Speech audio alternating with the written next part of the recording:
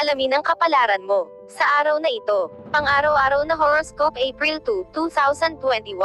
Bago natin umpisahan ang video na ito, please don't forget to subscribe and hit the notification bell para updated kapag may bago akong video na i-upload. Maraming salamat. Abangan ang special shoutout pagkatapos ng video na ito.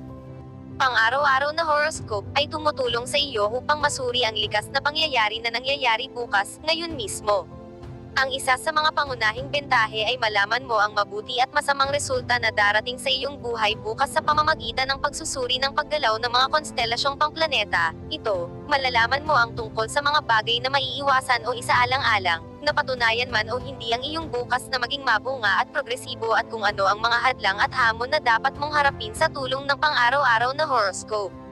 Ang prediction ng horoscope ay isang pangunahing mode ng sinaunang astrolohiya kung saan maaari nating malaman ang tungkol sa kasaysayan at hinaharap ng isang tao o lugar at hulaan ang tungkol dito. Kung saan sa isang panig, isinasiwalat ng daily horoscope ang mga hula tungkol sa buhay tungkol sa ating kasalukuyan, ang bukas ng horoscope, sa kabilang dako, ay tinalakay ng detalyado ang tungkol sa darating na hinaharap ngayon. Ang mga hula ay ginawa para sa 12 zodiac sign na naruroon sa Vedic astrology, na ang mga sumusunod.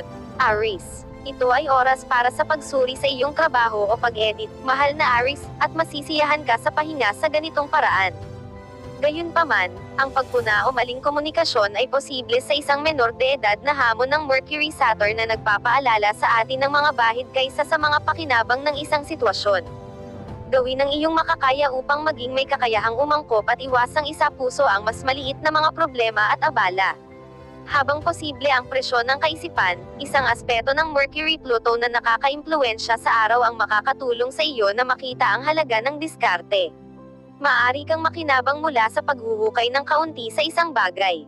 Ang paglabas ng impormasyon ngayon ay may kaugnayang maging kapaki-pakinabang at kahit na nakakagamot o nagpapadalisay. Ang transit na ito ay makakatulong sa iyo na makahanap ng perpektong proyekto o pagtugis. Mas nakadarama ka. Lucky number for the day, 2. Lucky colors for the day, black at green. Taurus. Ang buwan ay nagtungo sa iyong sektor ng intimacy sa loob ng ilang araw, mahal na Taurus.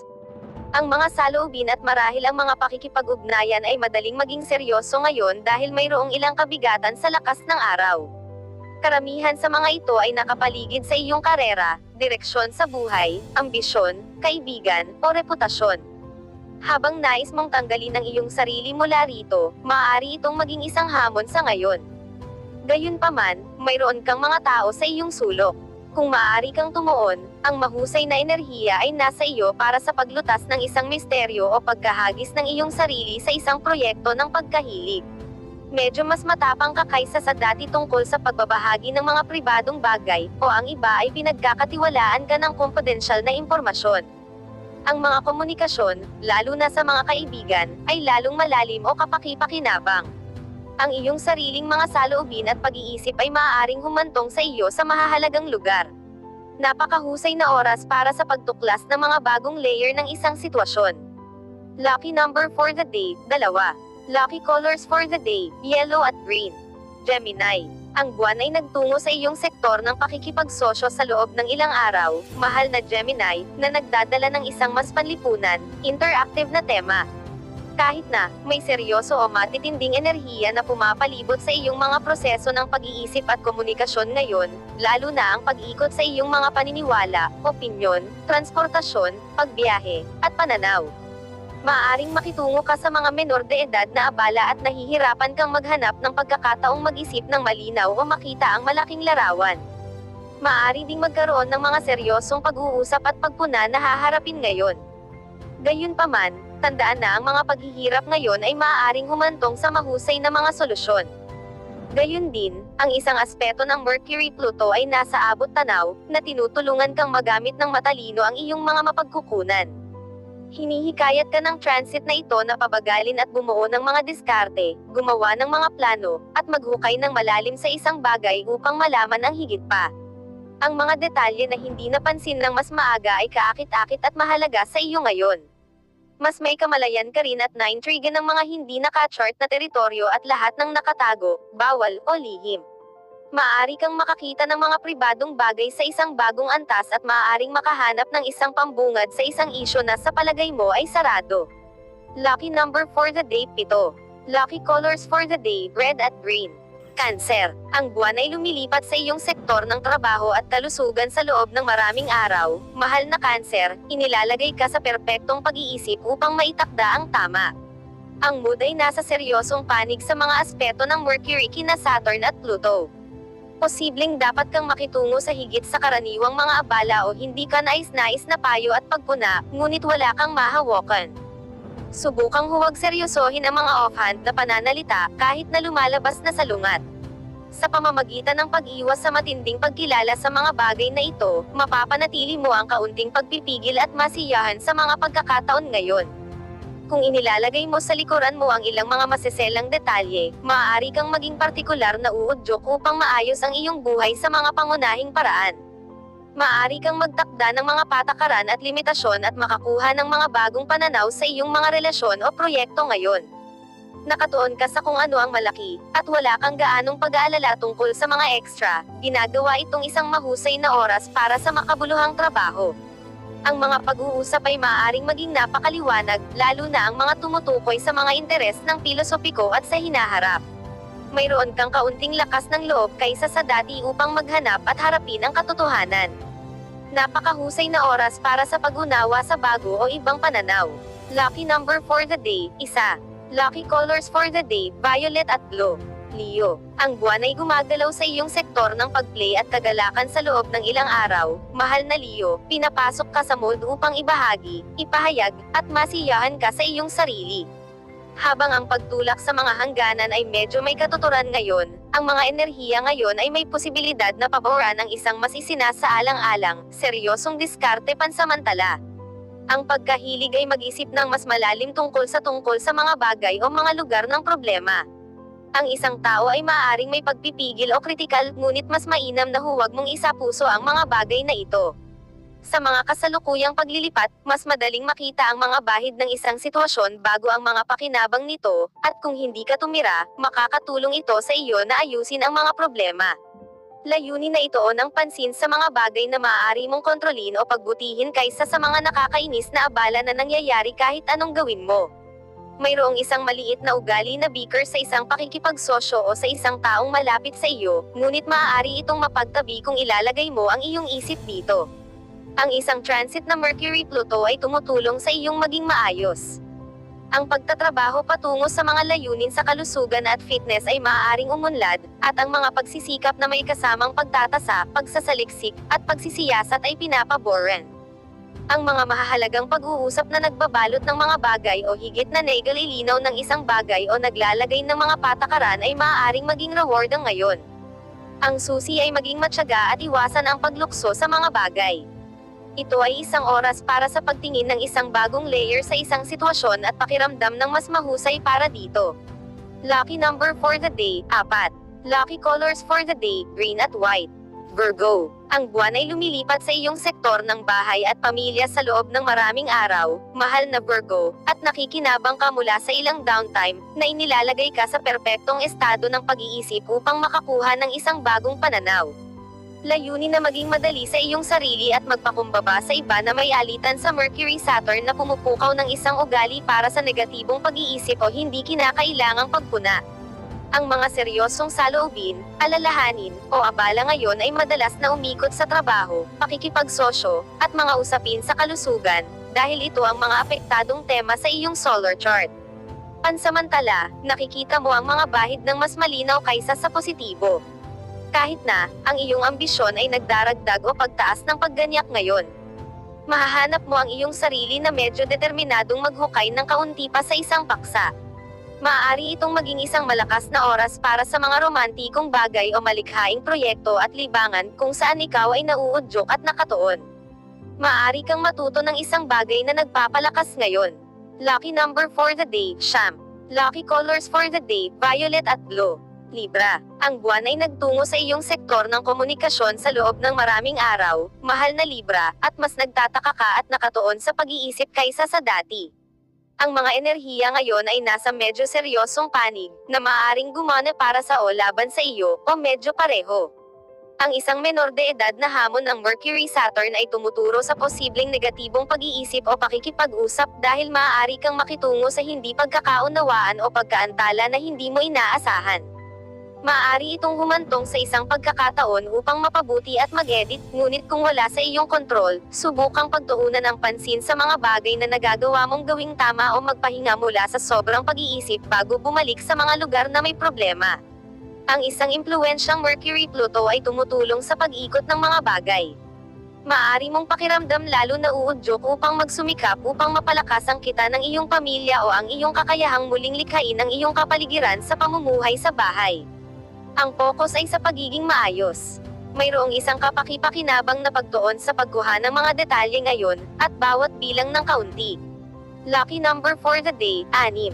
Lucky colors for the day, black at green. Scorpio, ang mga paglilipat sa ngayon ay nakakiling sa iyo na ituon ang pansin sa pag-aayos ng mga problema, mahal na Scorpio. Ang paglipat ng buwan mula sa iyong pag-sign at sa iyong sektor ng mapagkukunan ay isang kapaki-pakinabang na paghimok patungo sa pamamahala ng mga bagay ng mahinahon, matyaga, at may praktikal na pag-iisip. Ang isang aspeto ng Mercury-Saturn ay maaaring humantong sa mga menor de edad na abala, dahil may isang ugali na gawin ang mga bagay sa maling paraan. Ang mga takot o kawalang seguridad ay maaaring magtutuyan ng mga pag-uusap sa mga reklamo at saloobin sa mga negatibong lugar. Para sa pinakamahusay na mga resulta, maging handa na hayaan ang mga bagay na umalis at inaasahan na ang iba ay hindi magharpa sa mga menor de edad na detalye. Mga maliit na problema sa isang tabi, maaari kang makinabang mula sa isang aspeto ng Mercury-Pluto na makakatulong sa iyong pag-uri-uriin ang mga bagay at makarating sa mga kapaki-pakinabang na pananaw. Ang aspetong ito ay nagpe-play sa mga makahulugang sektor ng iyong solar chart na inilalagay ka sa isang matatag na posisyon para sa pag-aaral, pagbabahagi, at pagtuon. Ito ay oras para sa pagkakaroon ng kalamangan, pangunahing nauugnay sa bagong impormasyon. Maaari ka ring makakuha ng isang mas malinaw na ideya ng mga bagay na maaaring na-trip sa iyo. Lucky number for the day, 7. Lucky colors for the day, maroon at green. Sagittarius, ang buwan ay lumilipat sa iyong pag-sign sa loob ng ilang araw, mahal na Sagittarius, at ang iyong mga pang-emosyonal na pangangailangan ay naging isang prioridad. Sa isang hamon ng Mercury-Saturn ngayon, mas madalas nating makita ang mga problema kaysa sa mga pakinabang ng isang sitwasyon. Tulad ng Naturen, ang pagtira sa mga lugar ng problema ay napakadali. Ang mga pag-uusap at kaisipan ay maaaring mabilis na bamaling sa pagpuna, pag-aalala, o mga reklamo. Bilang kahalili, maaari kang makitungo sa mga taong sarado sa iyong mga ideya o hindi maintindihan ka, na maaaring nakakairita. Alamin ang mga ito ay pansamantala at posibleng kinakailangang mga blow. Mahusay na manatili sa mga patakaran at direksyon sa ilalim ng impluensyang ito, ngunit sa paglalaro din ng isang Mercury-Pluto, ang mga saloobin, pag-uusap o pag-iisip, lalo na sa o tungkol sa isang kapareha o pamilya, ay maaaring maging lalong nakakaaliw. Ito ay isang oras upang mapalakas ang iyong buhay sa bahay sa isang praktikal na pagpapabuti o item na nagpapaganda ng iyong buhay. Ikaw ay may kaalaman tungkol sa iyong sitwasyon sa pera at lalo na may kakayahang maghanap. Lucky number for the day, 1. Lucky colors for the day, green at white. Capricorn, ang buwan ay nagtungo sa iyong nakatagong sektor ngayon, mahal na Capricorn, at malamang na madama mo ang pangangailangan na kumuha ng kaunting pahinga mula sa karaniwang bilis ng iyong buhay sa loob ng ilang araw. Ang mga enerhiya ngayon ay mahahanap ka sa isang medyo seryosong pag-iisip. Maaaring may isang mahalagang paalala kung ano ang hindi gumagana para sa iyo, kahit na maaari rin itong maging nakakainis o nakakagambala. Ang mga pag-aalala tungkol sa pera, mapagkukunan, o talento ay maaaring maging mas kilala ngayon dahil ang Saturn ay nagpapalitaw ng Mercury. Ang ugali ay upang makita kung ano ang nawawala higit sa iyong mga pagpapala. Naglalaro din ng isang aspeto ng Mercury-Pluto, at ang impormasyong natanggap mo o ang pananaw ng isang kaibigan ay maaaring magbukas sa iyo ng mga bagong paraan ng pagtingin sa iyong mundo, na nagpapalawak ng kamalayan sa sarili. Bukas ka sa pagbabago ng iyong pag-iisip o nakagawian na pag-uugali upang mapagbuti mo ang iyong karanasan sa buhay. Medyo natural kang manguna sa iyong mga ideya at plano. Ang iyong mata para sa mga detalye ay nasa maayos na anyo. Lucky number for the day, 9. Lucky colors for the day, orange at pink. Aquarius. Ang buwan ay nagtutugma sa iyong pag-sign para sa isang pares ng mga araw. Mahal na Aquarius, hinihikayat ka na makipag-ugnay. Nagdadala ang transit na ito ng isang mas natural na daloy sa iyong mga damdamin, at maaari itong pakiramdam bilang isang emosyonal na pag-ablak. Gayunpaman, ang isang impluwensyang Mercury-Saturn ay maaaring ibalewala ang ating pag-iisip sa negatibong bahagi, na makakatulong na makilala ang mga problema at mga bahid para sa pag-aayos, ngunit maaari itong maging isang mas mababab ang pag-isipan natin sila. Ang Saturn ay nasa iyong pag-sign, at maaari kang maging isang masyadong kritikal o mapanuri sa sarili ngayon. Maaari kang mag-alala tungkol sa mga paghihigpit sa oras o mga isyu sa pera, at maaari kang makaramdam ng isang kurot. Maaaring kinakailangan upang gupitan ang iyong mga pagkalugi at magpatuloy o magtrabaho sa mga pagpapabuti ng sunod-sunod. Gumawa ng pasensya at magtap sa mga enerhiya ng isang Mercury-Pluto transit na makakatulong sa iyong bounce back at ibalik ang isang sitwasyon sa iyong kalamangan. Mayroon kang isang mas malakas na pakiramdam ng kung ano ang kailangan mong ayusin upang maaari kang sumulong, partikular na nauugnay sa mga usapin sa pera, mga mapagkukunan, at mga personal na pag-aari. Ito ay isang mahusay na oras upang bumuo ng lakas ng kaisipan, pagsasaliksik, plano, at pagmamasid. Lucky number for the day, 2. Lucky colors for the day, green at white. Pisces.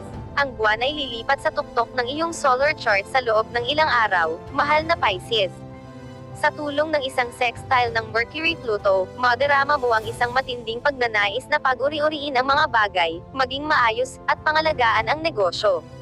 Gayunpaman, ang Mercury sa iyong pag-sign ay bumubuo ng isang menor de edad na mapaghamong aspeto sa Saturn, at maaari mong magkaroon ng kamalayan ng isang problema o pagbara. Maaari mong malaman na ang iba ay malapit ang pag-iisip ng iyong mga ideya o plano, kahit papaano para sa ngayon, o maaari kang makaharap sa ilang iba pang mga paraan ng paglaban o mga blow.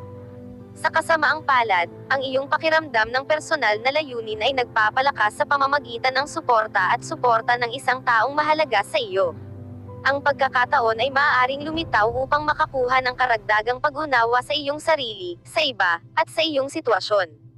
Ang isang tao o isang pangkat ay maaaring maging iyong emosyonal na angkla ngayon. Maaaring may isang nawawalang piraso ng isang palaisipan, na impormasyong nagsasalita, na tumutulong sa paggawa ng desisyon at pangkalahatang kailanawan. Lucky number for the day, 5. Lucky colors for the day, green at white. Special shout out to the following. Special shout out kay Ma'am Jocelyn Tanido. Thank you for watching, Ma'am. Special shout out kay Ma'am Neris Pila. Thank you for watching, Ma'am. Special shout out kay Ma'am Stella Emma Nicolas. Watching from Kuwait. Thank you for watching, Ma'am. Special shout out kay Ma'am Ana Menosa. Thank you for watching, Ma'am. Special shout out kay Ma'am Julia Sujiyama. Thank you for watching, Ma'am. Special shout out kay Ma'am Fong Munoz. Thank you for watching, Ma'am. Special shout out kay Ma'am Candida Merit. Thank you for watching, Ma'am. Special shout out kay Ma'am Jean Ellen Flores. Thank you for watching, Ma'am. Special shout out kay Ma'am Luz Viminda Alicante. Thank you for watching, Ma'am. Special shout out kay Ma'am Nympha Longias. Thank you for watching, Ma'am. Special shout out kay Ma'am Norma Lizaran. Thank you for watching, Ma'am. Kung gusto mo magpa-shout out sa next video, comment na. Maraming salamat sa panonood, mga kapatid. Sana'y nagustuhan nyo ang video na ito.